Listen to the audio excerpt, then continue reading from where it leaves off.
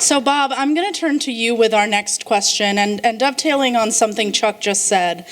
We need to focus on the right things, but sometimes the management and the day-to-day of the business bogs you down and prevents you from doing that. So, I'd like to talk to you and hear your thoughts on how does a small business manage the growth of its workforce, right? Once you're past the one-person shop, what's the best way for them to manage that growth? Well, I think it's a rather complex question. So let me come at it from what is the goal of that management, which I think is a constant process of testing new ideas, learning from those experiments, building the business that way, and distributing those experiments to other members of the team.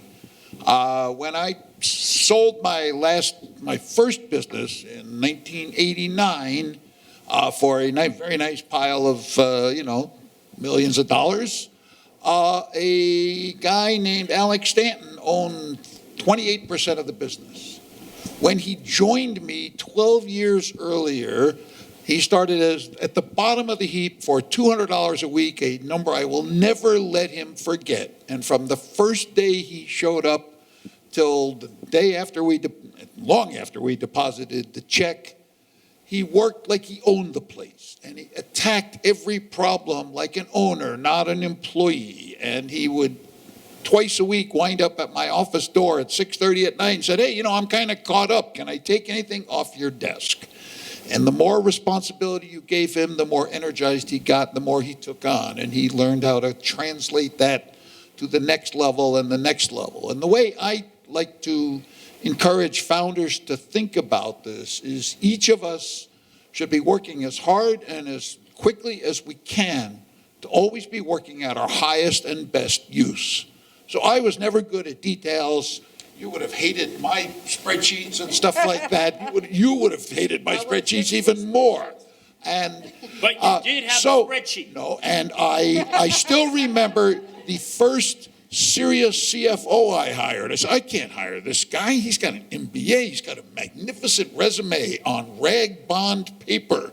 And, I can't even interview him. Frank Burke served me magnificently for 25 years over 3 companies because I was trying, this whole pile of stuff I wasn't good at, I wasn't interested in, and as we got to, $5, $6, $8 million, I knew somebody had to manage it, and it wasn't my strong suit, and it wasn't interesting to me. I wanted to sell the next $500,000 deal and the next and the next. So I was always trying to optimize my time just as you should. What do I best contribute to this business, and how do I find other people I can keep shedding more and more of my work? And it's a mistake I see entrepreneurs of all stripes in all industries making all the time. It'll take me too long to train somebody else to do that. I'll never find somebody I can trust with the books.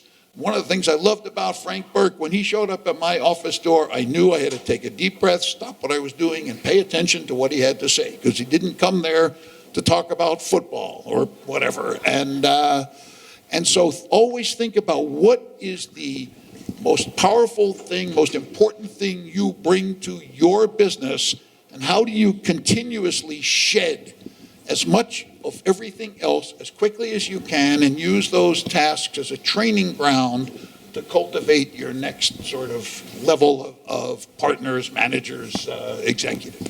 So I think that's really probably the most salient thing about managing for growth in my 40-something years of doing this. Excellent.